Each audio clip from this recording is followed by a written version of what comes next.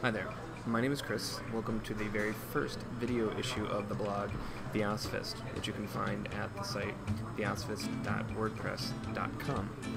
In this, our very first video issue, we'll forgo the obvious departure points, such as just what the hell is Theosophy, and instead we're going to just dive right into a very important question.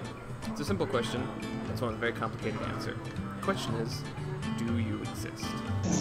What was the question again? Do you exist?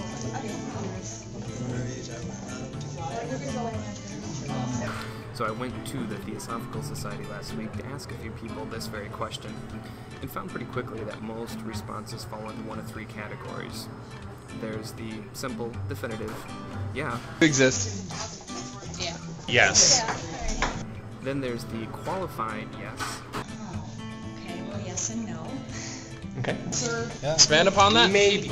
Maybe. Well, the theory of The existence essence of is kind of existence is maybe divided by 2. I mean, do you exist? Do I exist? Yes. Depends on how you define the I. Okay. These other sorts of experiences that say that what I think of now as existence isn't. There's more to it. So, which one is it? Right. And then there's perhaps the most appropriate response.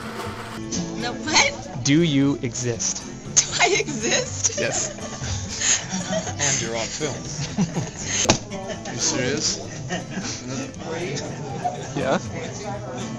What kind of dumbass question is that? To be fair, it's really not a dumbass question, and it's one that's been asked quite seriously in philosophy for a long time, especially since René Descartes in the 17th century, a French philosopher. You take the Descartes, philosophy of I think, therefore I am, under that understanding, therefore, because I believe that I think, I then believe that I exist. I then believe that I am. However, what Descartes did was an important thought experiment, one that's had serious consequences in the history of philosophy. He basically systematically doubted the reality constructed by his senses and found that that reality wouldn't stand up to scrutiny. When he went through and doubted everything that his senses provided, the core that he eventually arrived at was, well, I might doubt the reality of the external world. I might doubt that that tree exists because an evil demon could just be telling my senses that it's there and when it might not actually be there. When he went through and doubted everything along these lines, what he finally got down to at the very core was, well, at the very least he knew he existed. Because if he was doubting, he was thinking, and there had to be something that was thinking. This thought experiment has a modern analogy, and it's often referred to as a brain in a vat or a brain in a jar, a series of thought experiments. What scientists have found at some point is that the human brain, when stimulated by instruments, could be provoked into having certain memories or certain sense experiences that seemed very real to the person but weren't actually happening. And so it raises this whole question, popular in science fiction, particularly of how do we know we're just not brains in a jar someplace being probed by scientists, that everything we think of as reality is really just involved in experiment. And obviously the best dramatic manifestation of this possibly paranoid but also really intriguing question is the film series The Matrix, in which our entire consensual reality is actually an artificial construct, and that we really are just these brains in jars. And even that was really just kind of picking up on some old Gnostic images that which might also have their origin in Hinduism, this notion that this whole world is an illusion. So if we go with Descartes and say, okay, well, we can doubt everything, at least we know we exist, we're still thinking, it just raises another question. It's, what is the nature of the I that is thinking? That statement. What part of you exists? Well, like Descartes said, I think and then I am. And if we take only what we perceive, our personality, I think that is a good definition. I am that entity that thinks and feels and acts. But then is that our whole individuality, or there is something else? So I think that is a good question. Find it then for yourself. Well, it depends on how you define the I. I mean, are you just talking about how, as most of the world exists and, perceives reality, experiences consciousness? There seems to be a singular I, just the individual, the ego. But, there are those who look within and consider, perhaps is there more to the I than what it just appears to be.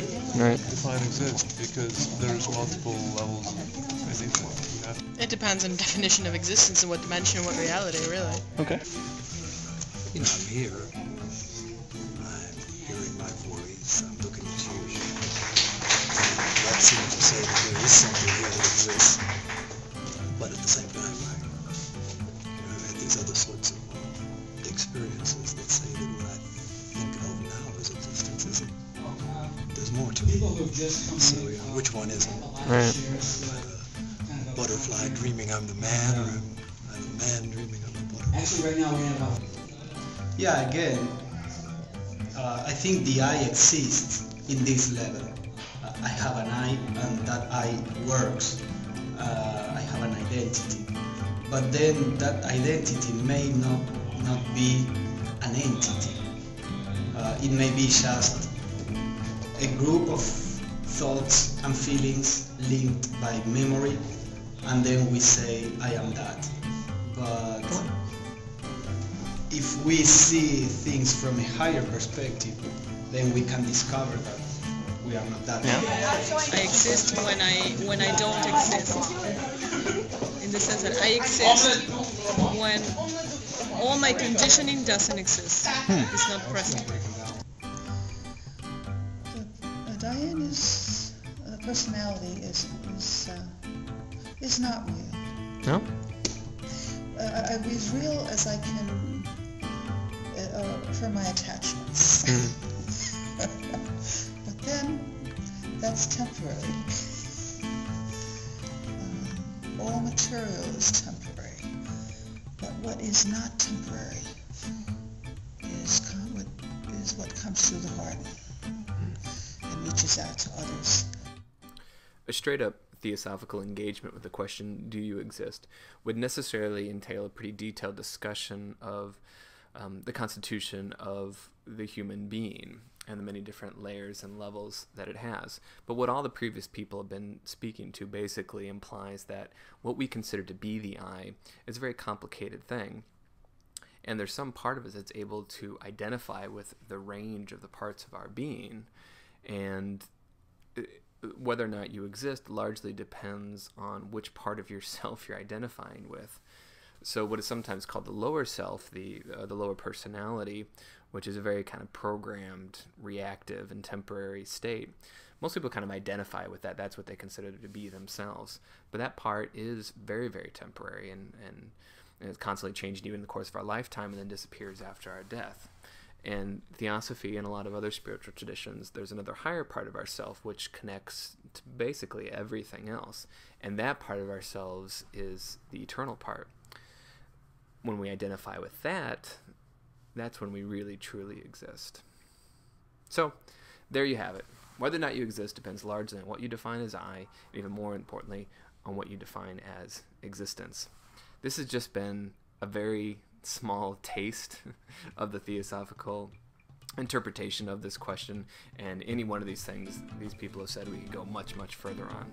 But this is already getting close to 10 minutes, and we want to wrap it up. So thank you very much for listening. Thank you very much for tuning in. I promise there'll be lots more of these, and each one will hopefully get a little bit better. So once again, check out our website, theosophist.wordpress.com. Check out the posts, post your own comments, and engage in the discussion. Once again, my name is Chris. It's truly been my pleasure.